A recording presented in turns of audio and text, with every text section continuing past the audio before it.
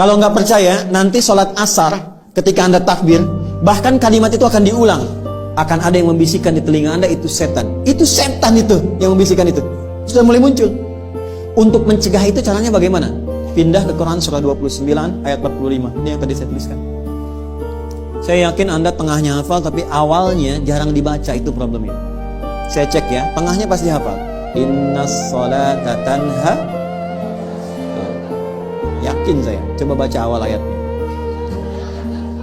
Padahal innas sholata tanha 'anil fahsya'i wal munkar itu hasilnya, kuncinya awalnya. Utlu ma uhiya ilaika minal kitab wa aqimis shalah. Itu awal ayatnya. Utlu secara cepat karena waktunya terbatas, dari kata tilawah. Ada qiraah, ada tilawah. Kalau qiraah cuma baca, secara umum maknanya membaca tidak menuntut pemahaman, itu qiraah. Orangnya disebut qari. Kalau Anda ada acara, ada pembaca Quran disebut qari kan? Kan dia cuma baca kan? Tidak menerjemahkan kan? Baik, tapi kalau bacaan itu menuntut kita untuk memahami dan mengamalkan apa yang dipahami, itu namanya tilawah.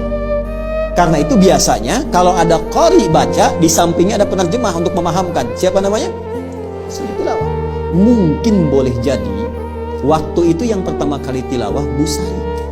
Makanya Sari tilawah. Kalau Pak Heri maka menjadi Heri tilawah. Karena bahasa Arabnya cukup tilawah, nggak ada sarinya gitu. Asalnya begitu. Tilawah itu artinya baca, pahami, amalkan. Rumusnya kata Quran, kalau baca saja iqra, kalau pahami, amalkan utslu. Maka ayat yang mengatakan, hei sebelum sholat, pelajari dulu semua bacaan sholat. Pahami. Kalau sudah paham, jadi ketika tangan mengangkat, lisan bicara Allahu Akbar, pikiran menerjemahkan. Sehingga pikiran kita tidak dikuasai setan. Allahu Akbar, pikiran menerjemahkan Allah Maha Besar, hati meresapi. Ya Allah, aku sekarang mengikrarkan Engkau Maha Besar, tapi bahkan sebelum sholat aku merasa besar dari orang lain. Sombong dari kawan, angkuh dari pasangan, merasa yang paling terhormat, lebih daripada orang lain. Aku bertaubat ya Allah. Maka Anda katakan, Allahumma ba'id baini wa baina khataayaya kama ba'adta bainal masyriqi wal maghrib. Ya kecilnya itu pengakuan. Ya Allah, aku mengaku selama ini aku banyak salahnya, tapi aku memahami Engkau banyak rahmatnya. Maka mohon jauhkan antara aku dan kesalahanku di hari kiamat nanti, sejauh Engkau jauhkan timur dan barat yang tidak pernah bertemu satu dengan keduanya. Karena setiap kesalahan akan dipertemukan dengan pemiliknya. Wa may ya'mal mithqala dzarratin syarran yarah. Ya, kita minta dijauhkan. Kalau perlu ya Allah, hilangkan dengan es yang sangat dingin, bil ma'i wal thalji wal barad. Atau kita katakan wajjahtu wajhiya lilladzi fataras samawati wal arda hanifan muslima wa ma ana minal musyrikin. Inna salati wa nusuki wa mahyaya lillahi rabbil la syarika lahu wa bidzalika umirtu wa ana minal muslimin. Itu dalam sekali. Ya Allah, aku taubat. Aku hadapkan diriku pasrah sepenuhnya kepadamu. Sungguh ya Allah, kalau sampai saat ini aku hidup, aku sholat, aku ibadah, atau Engkau wafatkan dalam sekali.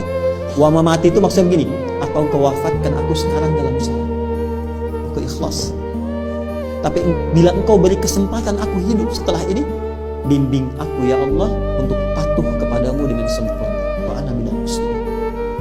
Jadi kalau kita paham, itu baru keluar kalimat Allahu Akbar bisa gemetar. Itu yang terjadi pada Abu Bakar As-Siddiq.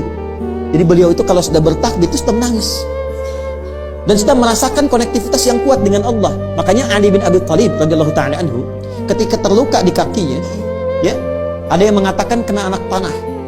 Ya, maka ketika akan dicabut sakitnya luar biasa. Ada sahabat mengatakan, saya tahu bagaimana dan kapan saat mencabutnya. Maka ketika sholat dicabut anak panah itu dan tidak berubah ekspresi beliau, diam, seakan-akan tidak ada apa-apa. Biasanya kalau level imannya sudah tinggi luar biasa, itu sampai bahasa hatinya pun terkoneksikan dengan arasy yang sangat tinggi. Kisah nyata dari orang-orang soleh. Dulu masih banyak buku-buku tentang orang-orang soleh. Bapak Ibu sekalian, ada seorang alim, solehnya luar biasa, abid. Jadi kalau alim ulama saja, abid itu rajin ibadah. Dia malam-malam keluar untuk berperjalanan. Tiba-tiba kemalaman, singgah dia di tepi hutan, istirahat. Malam dia bangkit sholat. Ketika sedang akan menaikkan sholat, mulai bertakbir Allahu Akbar, datanglah harimau yang sudah siap menerkam itu. Maka dia katakan, ya khalqallah, hei makhluk Allah, jika memang aku adalah rezeki yang telah Allah tetapkan untuk kau makan, silahkan terkam aku senyamanmu.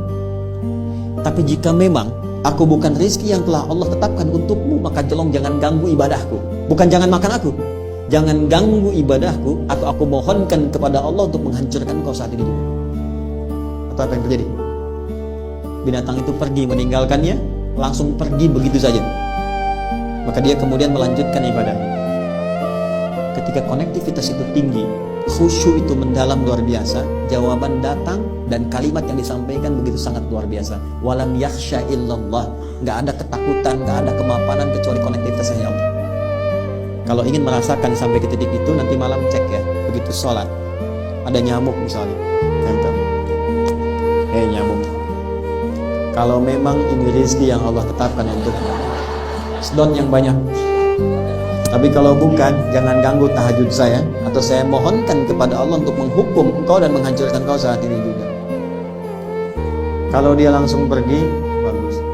Tapi kalau dia betah, nah, tes kembali. Jadi kurang lebih demikian ya Bu ya.